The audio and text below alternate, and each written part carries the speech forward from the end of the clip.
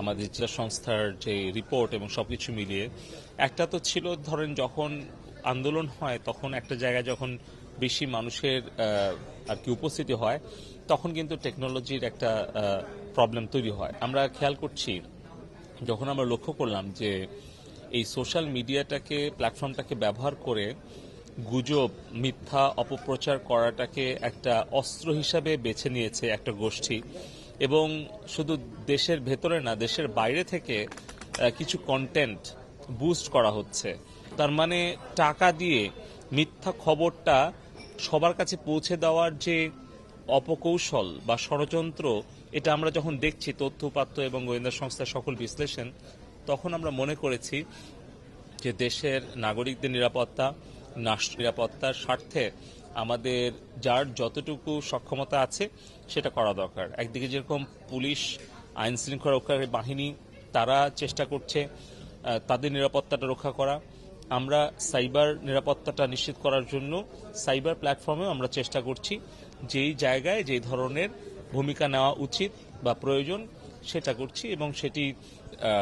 জাতীয় নিরাপত্তা এবং নাগরিকদের নিরাপত্তার কথা বিবেচনা রেখেই আমরা সচ্ছি, এবং আমি আপনাদেরও সহযোগিতা কামনা করব। সাময়িক হয়তো কিছুটা আমাদের ক্ষতি হতে পারে বা সাময়িক কিছুটা একটু হয়তো আমাদের কষ্ট হতে পারে, কিন্তু আমি বিনয়ের সাথে সবাইকে অনুরোধ করব আপনারা সকলেই ধৈর্যের সাথে সরকারকে সহযোগিতা করবেন আমাদের সাইবার নিরাপত্তা নিশ্চিত করার জন্য। ফিজিক্যাল অ্যান্ড ডিজিটাল নিরাপত্তা দুটোই এখন আমাদের সমানভাবে বিবেচনায় নিতে হচ্ছে। এটা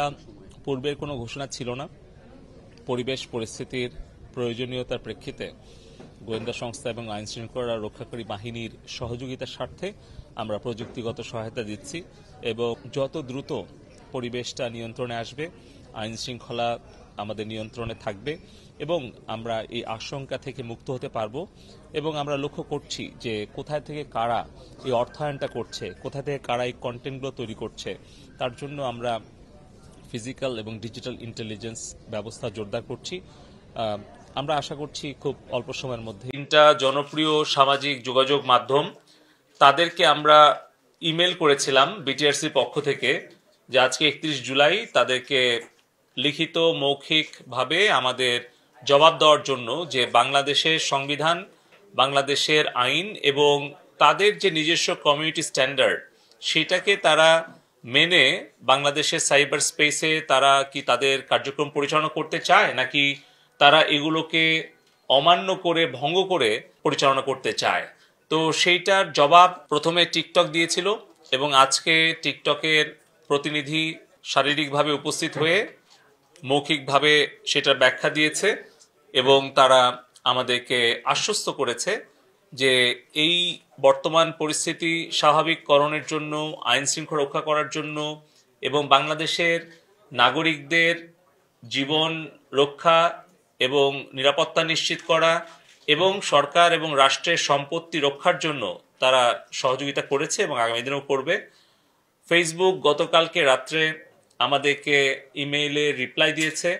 এবং তারা আশ্বস্ত করেছে, এবং আজকে তারা ভার্চুয়াল মাধ্যমে তারা আমাদের সাথে বৈঠক করেছে প্রায় 1 ঘন্টার উপরে,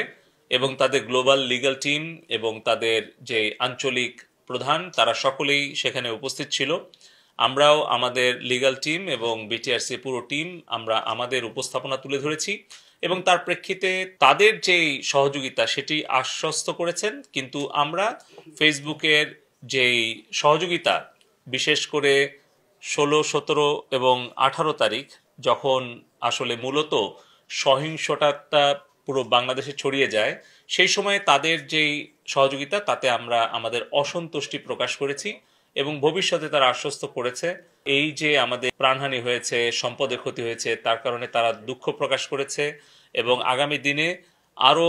আন্তরিকতার সাথে কাজ করবে, এবং তাদের যে রিসোর্স, ফ্যাক্ট চেকিং কিংবা তাদের এআই টুল ব্যবহার, এই সকল বিষয়ে কিছু দুর্বলতা আমরা তুলে ধরেছি যে তাদের দিক থেকে এই প্রক্রিয়াগত যে দুর্বলতা আছে, প্রযুক্তিগত দুর্বলতা আছে, আমাদের কাছে কি মনে হয় সেটা আমরা তুলে ধরেছি, সেটাও তারা অনেক অংশে মেনে নিয়েছে। ইউটিউব তারা লিখিতভাবে লম্বা একটা জবাব দিয়েছে ইমেইলে গতকালকে, এবং তারা তাদের ব্যাখ্যা দিয়েছে তাদের প্ল্যাটফর্মে কিভাবে তারা কন্টেন্ট আমাদের রিকোয়েস্ট অনুযায়ী ব্লক করেছে, কন্টেন্ট টেক ডাউন করেছে, কিন্তু তাদের চ্যানেলগুলো ব্লক করার ব্যাপারে তাদের ভিন্ন একটু মানে স্ট্র্যাটেজি আছে, সেগুলো তারা বিস্তারিত ব্যাখ্যা দিয়ে তারা বলেছে যে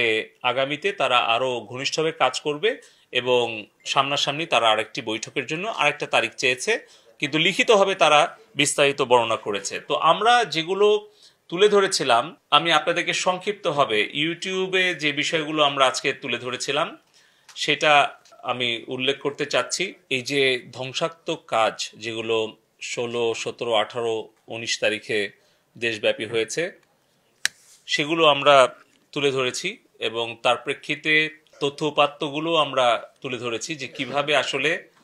এই যে কন্টেন্টগুলোকে ছড়িয়ে দেওয়া হয়েছে এবং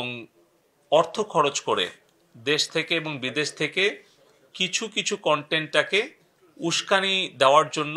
মিথ্যা গুজবটাকে ছড়িয়ে দেওয়ার জন্য এভাবে আসলে আপনারা দেখছেন যে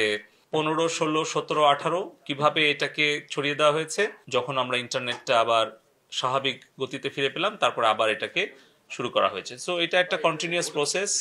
আমরা চেয়েছি তাদের কাছ থেকে এটা যেন তারা একসাথে মিলে কাজ করে। তো এই বিষয়গুলো নিয়ে তারা আমাদের সাথে একমত পোষণ করেছে। সামগ্রিকভাবে আমাদের ডাক, টেলিযোগাযোগ, আইসিটি মন্ত্রণালয় এবং আমাদের বেসরকারি খাত সব মিলিয়ে এই গত সাম্প্রতিক ঘটনার কারণে আমাদের আর্থিক ক্ষতি প্রায় 18,000 কোটি টাকা, এবং এই 18,000 কোটি টাকার যে ক্ষতি, অবকাঠামোগত ক্ষতি, তাদের ব্যবসায়িক ক্ষতি, এর পাশাপাশি যেটি সবচেয়ে বড় আশঙ্কা এবং যেটি আমাদের জন্য সবচেয়ে বড় একটা সংকট বা চ্যালেঞ্জ, সেটি হচ্ছে যে আমাদের এই টেলিকম এবং আইটি সেক্টরটা আসলে অনেকটাই বিদেশি গ্রাহক এবং ক্লায়েন্ট বা বায়ারদের নির্ভর করে। কারণ আমাদের একদিকে সফটওয়্যার এক্সপোর্ট যেটা প্রায় 60 থেকে 70টা দেশে হয়, সেখানে তাদের কিন্তু একটা সুনাম এবং গ্রহণযোগ্যতার উপরেই তাদের কিন্তু ক্লায়েন্টদেরকে ধরে রাখতে হয়। তো এই পরিস্থিতির কারণে যখন সেবা প্রদান করাটা বিঘ্ন হয়েছে, তার ফলে কিন্তু আমাদের বেসিসের যারা সদস্য, যারা সফটওয়্যার এক্সপোর্টার, তাদের কিন্তু একটা বড় ধরনের বিশ্বাস বা আস্থার একটা ঘাটতি হয়েছে। একইভাবে আমাদের আউটসোর্সিং, কল সেন্টার থেকে শুরু করে আমাদের ফ্রিল্যান্সার যারা বৈদেশিক